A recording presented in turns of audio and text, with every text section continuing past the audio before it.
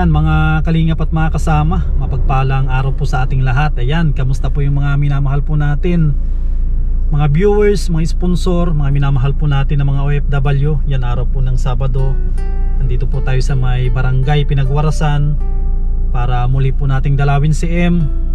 Ito po yung pangsyab po natin na pinabahayan sa tulong ng mga minamahal po natin, mga sponsors. Yan, pasensya na po kayo.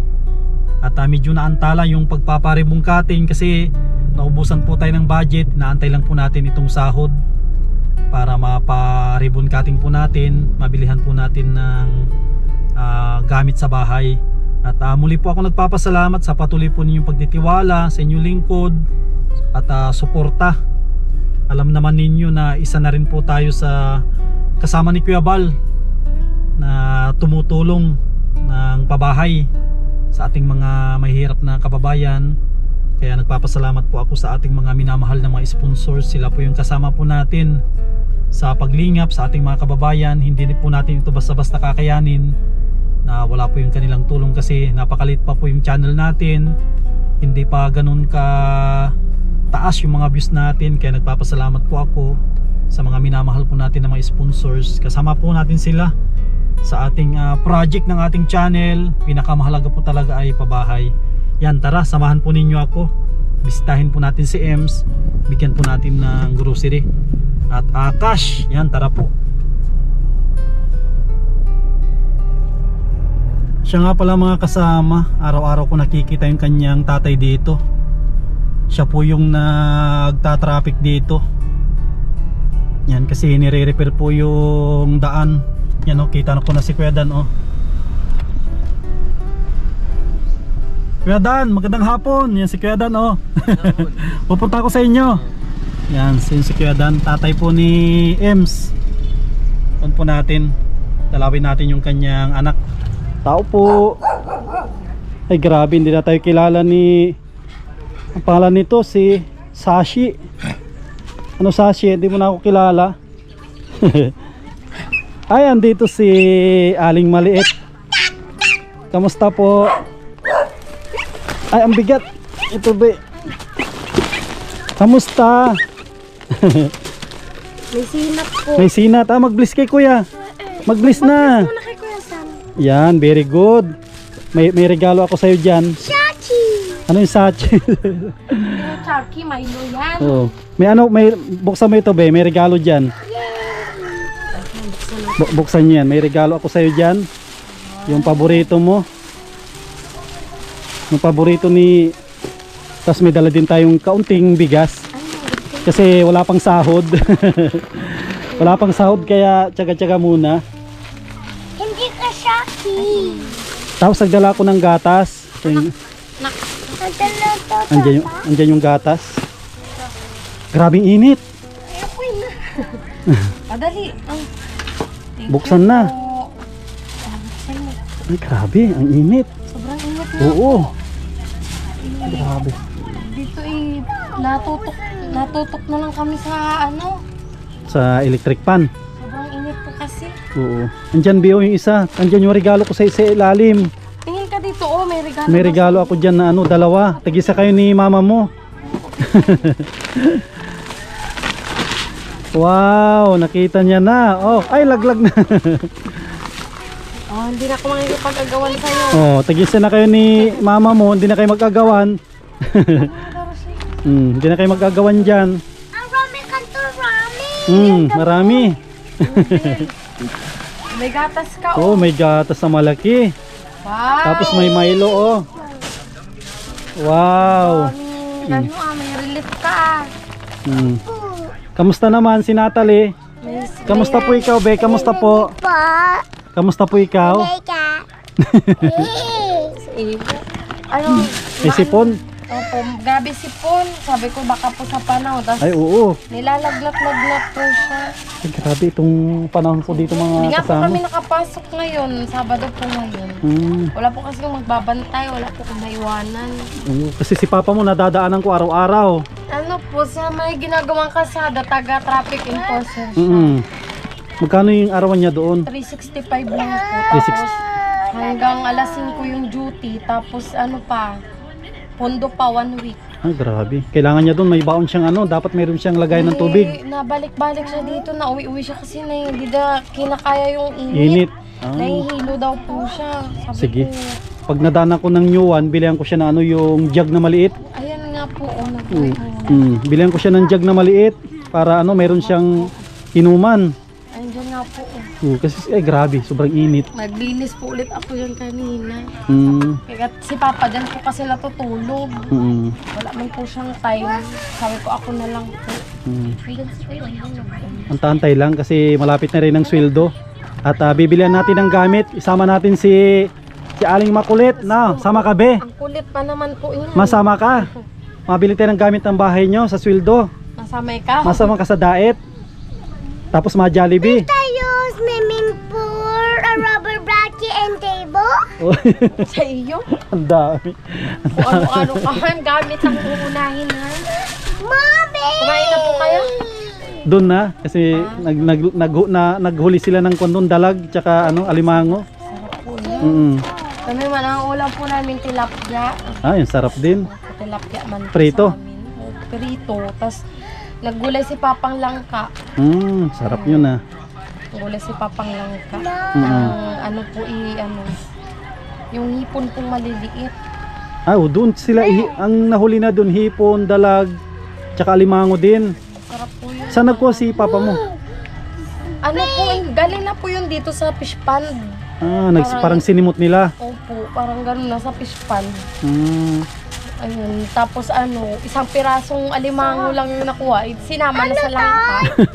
Ano daw? Tapos tilapia, maliliit po. Kaya pinirito na lang kasi wala pong pang-ulam. Kaya sabi ko, okay na yan. Dapat gagataan po. Sabi ko, prito na lang. At di man po yan nakain ng hindi po prito. Sabi ko, prito na lang. Kaya lang ngayon, ayaw naman na po ng isda. Nagpabili pong noodles. Basta taste lang kung ano yung mayroon. Kaya At least si papa mo ay hindi rin. Okay lang po. Ang importante man po, nakakasurvive. Kasi papa mo, importante dyan mayroon siyang trabaho. Kahit hindi ganun kalaki ang sweldo. May pumunta po dito ay sabi pumasok na po siya. Sabi ko okay na yan kahit 1 week yung pondo. At least may inaantay kang sahod. Kaysa man kung wala kang trabaho. Mas mahirap. Kasi naaawa man din po siguro sa akin at ako man lang po yung nagpo-provide din dito sa bahay. Sabi ko gano'n. Tapos hindi nga po ako hindi po kami nakapasok. Hindi ko man pwedeng isama sa school. Ay, magulo yan. Nagang kulit po yan doon sa teacher ko. Pag sinama yun, parang may World War 3 doon sa high school nyo. Ano be? Naghahabol-habol lang po ako doon sa paikot-ikot lang kami doon sa room. Hindi ka makapag-aral. Hindi ako nakakapag-focus po sa Pero natutuwa man po yung mga kaklase ko dyan. Kaso ang problema nga lang Siyempre, makulit. makulit talaga. Bata yan eh. Normal lang yan. Sabi ko naman po, normal man lang po makulit man talaga at Pag nag-matured yan, pero man po, itong anak ko, lambing man po yan. Tsaka ano siya, matalino. Kaya nga po. Ay, malaglagan yung kamay, baka maipit Kaya di nga po, sabi ko nga po, kung nakukulitan po sa anak ko, sabi ko Huwag na isama. wag na lang din pong kumbaga pansinin kasi syempre. Mas lalong Opo. kasi pag pinapansin mo siya, mas lalong siya nagkukulit. Kaya nagpapasalamat po ako sa kaibigan ko kasi sabi ko kasi sa kanya na hindi ko man po magagawang makipag-usap po sa mga syempre hindi ko man din po sila parang masisisi na gano'n yung impression nila sa anak ko. Sabi ko gano'n. Pero syempre, masakit po yun sa akin. Masakit yun sa akin syempre. Na napupunan nilang makulit. Sinasabihan nila ng special child, kung ano-anong salita. Kaya nga sabi ko, hindi ako nagpapaload kasi ayoko pong manood kasi nasasaktan po ako eh. Kasi in-screenshot po nung kaibigan ko yung nagtatanggol sa akin sa si Claire Ann po. Siya po yung nagbabantay ng mga comment. Sabi, ni-screenshot niya po, parang nasasaktan din kasi tinuring na din ng anak yung anak ko eh. Sabi ko, okay lang kasi yun yung impression nila sa anak ko eh. Sabi ko, pero masakit sa akin, sabi ko. Kasi ang bata, mas maganda nga yung makulit kasi alam mo siyang hindi siya masakitin, di ba? Kaysa yung sobrang tahimik. Gusto ko pa pong makitang ganyan po yung anak ko kaysa yung may sakit. Kaya sabi ko, okay lang yun. Di naman ako nagagalit sa kanila. Mas nasasaktan lang ako, sabi ko gano'n. Kasi, Bilang pero ina. okay na din pong napupunan nila yung anak ko. At least, kung ano man po yung maling na ano nila sa anak ko, at least maitatama ko. Tama. Opo, hindi naman po ako na ano sa kanila. Siyempre, ano po yun eh. Yun po yung impression nila sa Yun anak ang- ko po eh. Hindi natin sila pwedeng Opo, hindi kontrolin. hindi naman po natin sila pwedeng husgahan. Kasi siyempre, yun po yung nakikita Nakikita nila. nila. Pero iba pa rin yung sa nanay. Naiyak lang po ako kasi nasasaktan po ako. Iba yung sa nanay kasi yung nanay siya yung talaga nakakaalam kung ano yung ano ng anak Kaya niya. may nagsabi po doon bakit hindi daw po ako nagko-comment doon para magpasalamat. Sa akin lang po kasi nasasaktan po kasi ako. Kasi sinasabi na yung anak ko na ano ba yan ang arte ng bata, tapos parang special child, ganun. Siyempre hindi po ako nagsasalita. Iba naman yung special child kasi siya. Doon po ako masasaktan po. Kita naman natin na normal yung bata. Ano Doon lang po ako siya? mas nasaktan. Sabi ko, parang 9 months mong dinala. Tapos paglabas, kung ano-ano pangungutya yung mararanasan niya, napakabata pa po ng anak ko. Ako kung tutusin, mas makulit pa nga ako dyan eh. Ilang beses na nung kanya nakaedad ko, ilang beses na ako na ospital sa sobrang kulit ko. Ay, Nalalaglag. Sa awa man ng Diyos, hindi pa man po siya na-ospital. Ako nalalaglag, nasusugat, Opo. natutusok. Yung iba, thankful po ako kasi napapasaya sila ng anak ko. Yung mga iba, Marami pa rin good comments po na nababasa. kasi yung mga iba medyo malawak yung kanilang pangunawa. Opo. Sabi Yung mga nila, iba hindi natin masyadong maano kasi siguro yun ang tingin nila. yung iba po, parang ginagawa din nilang libangan yung anak ko. Sabi ko, masaya ako kasi kahit pa paano may nakaka-appreciate sa anak ko. Kasi hindi nila napapanood si Natalie na yung sumasayaw, di ba? Kasi sa totoo lang po, bibo naman po yung anak ko. Lagi, kung ano po talaga yan sa pangaral, kung sa pangaral po, lagi ko po yan kinakausap, tinuturuan ko po yan magdasal. Hindi ko man po makokontrol kung talagang Maglalaro siya. bigla siyang masigla. Oo, hindi hindi mo- ko po makokontrol yun kasi ganun po siya eh. Kung bahay, Ang hirap naman pong baguhin po siya eh, kung ganyan po talaga siya. Pero Pag mabait naman po yung pag anak ko. nag-matured yan, kung din yan, hindi rin ganyan kakulit yan pag nag-matured. Opo. Siyempre mayroon na yung nahiya siya. Iyan bata yan, kumbaga, 4 na taon pa lang po yung anak ko. apat na taon. Tapos kino-compare na po nila kung kani-kanino. Iba-iba po ang katangian po ng mga bata. Kasi ito, pag nag-edad to ng mga 10, doon na. Opo. Sabi nga po ng kaibigan ko, siguro, kaya daw nila ginaganyan daw yung anak ko kasi hindi daw po ako nagsasalita. Sabi ko, mahirap din kasi magsalita. Siyempre, di man din natin hawak yung mga isip nila. Siyempre, Baka kahit konting salita mo, yung iba masamain. Baka mas lalo pang Oo, baka mas lalo pa pong lumala. Opo. Kaya hayaan na lang. Opo, inahayaan ko na lang po. Pero ang lang po, di ko lang din po maiwasan na masaktan. Normal lang yan kasi sa ina. Kasi nanay po ako eh. Sabi ko, masakit po sa akin na bata pa po yung anak ko kung ano-ano na pong natatanggap. Hindi nila alam kasi yung bata matalino ito, di ba? Matalino yung bata na. Matalino po itong bata na ito. 3 years old pa lang po, marami na po siyang kabisadong kanta sa mystery rhymes po tulad ng Twinkle Twinkle, yung mga ganun. Ano niya, yung memory niya? At saka hindi ko po yan tinuruan na mag-drawing. Pusa po siyang natuto. Hindi ko rin po yan tinuruan maghawak ng lapis. Pusa po siyang natuto. Tsaka di ba? Pati yung mga tsinelas, lagi niyang ina-arrange mga gamit niya, di ba? Ano po yan? Maano naman po Yan siya. Nilalagay niya sa plastic po. Sabi ko, hindi lang po siguro ganun kaganda yung impression nila sa kabibuhan ng anak ko po. Ay, kung ganyan. Lagi ko po yan pinagsasabihan na, anak, sabi ko, yung kulit ha, limit lang ang kulit, ganyan ko yan. Pero pag nakikita ko naman siyang may sakit, parang sinasabi ko na mas gusto ko pang makita ko po siyang lalaro. Nagkukulit, no? Kaysa yung diyan lang nakahiga lang. Kahit sino naman pong magulang, mas gugustuhin naman pong makitang masaya yung anak mo. Mami, nakuha yun, palikot kitchen. Opo. Wala na lagnat, no? Wala ka na lagnat, Tapos be? dinala ko po sa pahilutan kaso wala po siyang manghihilo. Sabi ko baka po may kilay. Nilalagnat po sinisipon. Kasi grabe nga din po ang kulit. Oo, tsaka yung grabing sabi ko, init. Siyempre bata yan, mahina pa ang resistensya ng bata. Pero awa man po ng Diyos, simula man pong pinanganak ko siya, hindi pa man po yan nauuspital. Hospital, no? Normal lang na. Hindi pa. Pero pag inaano ko man siya, kita niyo po paya, pero pag tinimbang siya, tama Mabigat. naman po. Mm. Tama siya sa ano. Yan o, kanina napansin nyo, kinalat niya. Yan o, niligpit niya na mag-isa. Ganyan yan kasi pag pag may dumadating na excited siya. Ganyan po kasi siya pag... Ano be, kaya mo yan? Mabigat yan be. Oh, yan na po, nagligpit na. Kumbaga ano po siya, kumbaga masigla siya pag may tao, ganun po. Nagligpit na mag-isa, tignan nyo, parang matanda na rin.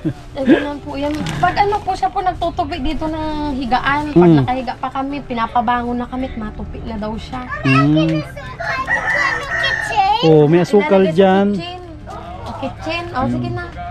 Basta ano na lang, antayin natin yung sweldo. Opo. Isama ko kayo, bibilihan natin ng ng gamit. Salamat po. Tsaka magbigay na rin ako ng ng pang-budget nyo dito. Pasensya nyo na. Kasi ako nga po dapat po ang humingi po ng pasensya sa inyo. Tago mo dyan para may pambili-bili kayo ng ulam Maraming dyan. salamat po. Sige, paano yun? Mapunta ako dun sa kabila. Sige, maraming salamat po. Sige, ingat kayo dito. May blessing pong dumating. Sige. Salamat po. Sige. Yan, Ingat po kayo. yan mga kasama. Muli po tayo nakadalaw dito kina Ems tsaka kay Natalie. Yan, ito po. Anta-antay po tayo sa ribbon cutting nito. Ang kanilang bahay. Yan muli. Maraming salamat po sa lahat ng tumulong po dito.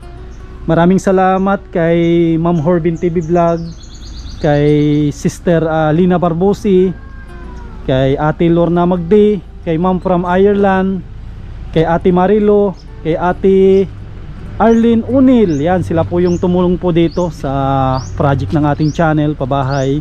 Maraming salamat po sa inyong suporta, mga minamahal po natin, mga sponsors, mga OFW. Yan, mga solid po natin na hindi nag-skip ng ads. Maraming salamat. Suportahan po natin ang ating channel sa Masli TV para mas madami po tayong matulungan. At wag din po natin kalimutan ang founder ng Kalingap, ang ama ng Kalingap, Kuya Bal Santos Matubang, kanyang may bahay, Ate Edna Vlog. Siyempre ang kanilang masipag at mabait na anak, Kalingap Rab. Yan, maraming salamat. Shout out po sa inyo lahat, mga minamahal po natin, mga viewers, mga sponsors, mga OFW. Mag-ingat po kayo lagi. At mabuhay po tayong lahat. God bless.